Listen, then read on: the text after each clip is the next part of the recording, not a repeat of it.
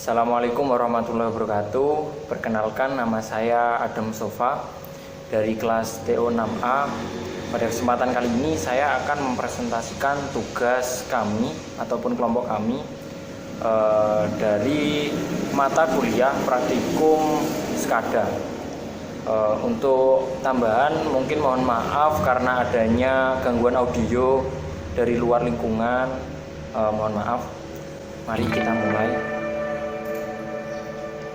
Pada kesempatan kali ini saya atau kelompok saya akan mempresentasikan materi-materi di sini. Untuk bagiannya saya mendapat subbab, yakni definisi dan fungsi SCADA, sejarah singkat SCADA, serta komponen dari SCADA itu sendiri. Mari kita mulai. Yang pertama, definisi dari SCADA.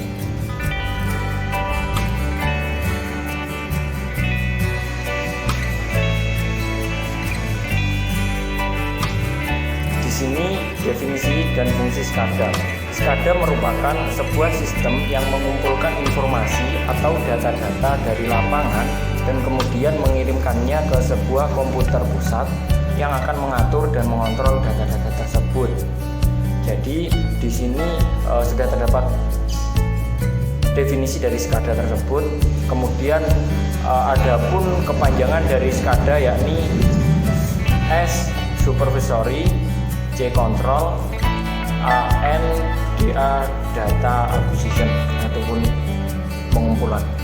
Di sini dapat disimpulkan, jadi SCADA itu merupakan kontrol pengawasan, pengendalian, serta pengumpulan, penyimpanan, ataupun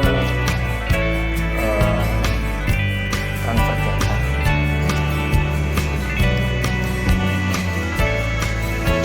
Dan SCADA memiliki sistem di mana operator dapat melakukan fungsi yang pertama seperti pengertiannya tadi, pengendalian, pengawasan, pengambilan, penyimpanan, serta pengolahan data dari sebuah sistem yang sedang bekerja.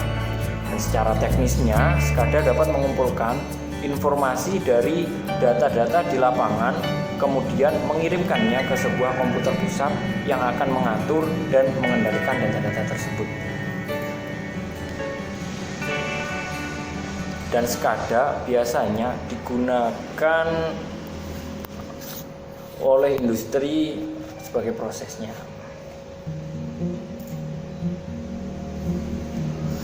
Penjelasan dari ketiga fungsi tadi: pengawasan, pengendalian, pengambilan, penyimpanan, dan pengolahan data.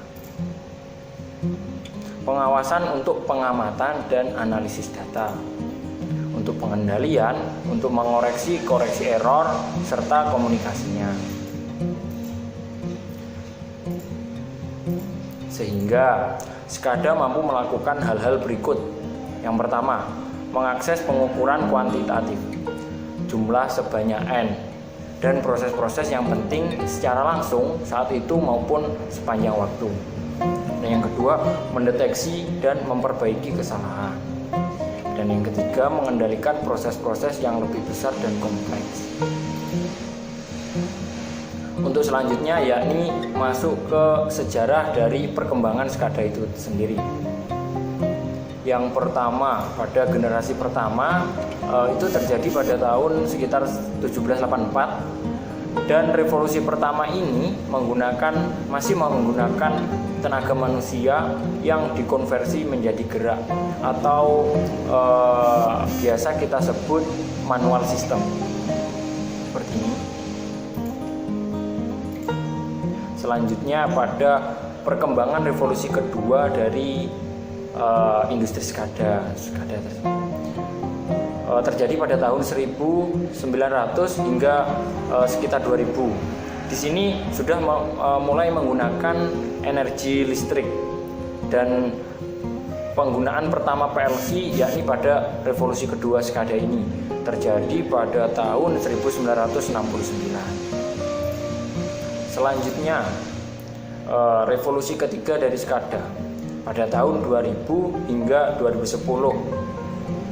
Di sini sudah cukup signifikan untuk perubahannya dengan menambahkan teknologi informasi dan elektronik pada kelistrikan yang terdahulunya. Untuk generasi saat ini, yakni revolusi keempat pada tahun 2010 hingga sekarang. Jadi di sini kita menggunakan atau yang biasa kita kenal dengan IoT, Internet of Things. Jadi kita dapat mengontrol semua industri kita menggunakan WiFi atau jaringan lainnya. Jadi kita dapat mengontrol dimanapun tempatnya tanpa kita harus bersusah payah untuk mendatangi lokasi industri tersebut. Jadi kita dapat terus mengontrol serta memonitoring.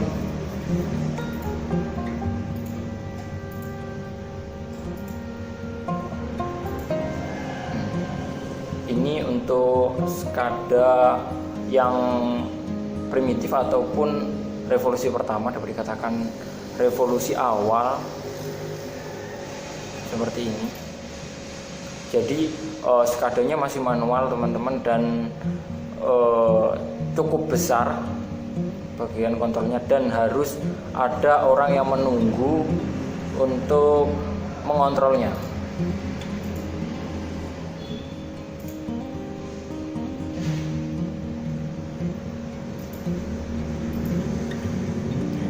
Untuk SCADA pada zaman dahulu memiliki keuntungan ya sederhana. Pertama pasti sensor yang terhubung langsung ke meteran ataupun switch pada lampu dan panel seperti gambar sebelumnya.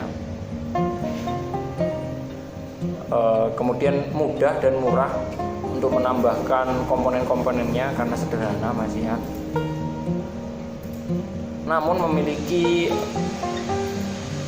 kekurangan, yakni jumlah kabel yang dibutuhkan pastinya lebih banyak, kuantitas dan pengambilan data yang minim.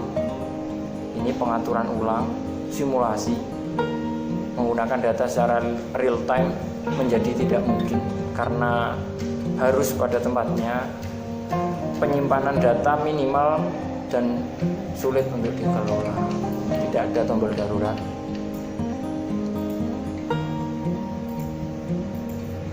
Dan yang saat ini yakni modern SCADA dalam industri manufaktur dan industri proses pertambangan, fasilitas umum, industri keamanan sering menggunakan peralatan dan sistem yang dipisahkan oleh jarak yang jauh. Jadi jarak tersebut dapat berkisar dari beberapa meter hingga ribuan kilometer tanpa harus kita berada pada tempatnya.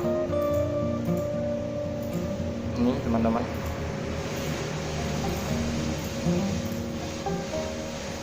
Modern SCADA seperti ini, kita menggunakan komputer untuk kontrolnya dan dapat kita monitoring dengan jarak yang jauh. Selanjutnya kita masuk pada komponen SCADA. Di sini komponen SCADA terdiri dari yang pertama ada HMI atau Human Machine Interface, kemudian ada MTU, Master Terminal Unit, yang ketiga ada RTU, Remote Terminal Unit, 4 sensor, transducer, serta aktuator, dan yang kelima ada sistem komunikasi antara MTU, RTU, serta field device-nya, dan yang terakhir ada data akuisisi. Ini komponen sederhananya.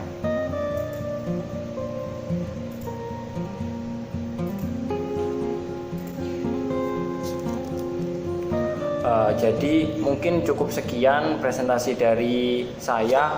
Untuk kelanjutan dari komponen SCADA, sensor ataupun yang lainnya bisa dilihat pada video ini selanjutnya yang dijelaskan rekan kelompok saya. Terima kasih. Assalamualaikum warahmatullahi wabarakatuh.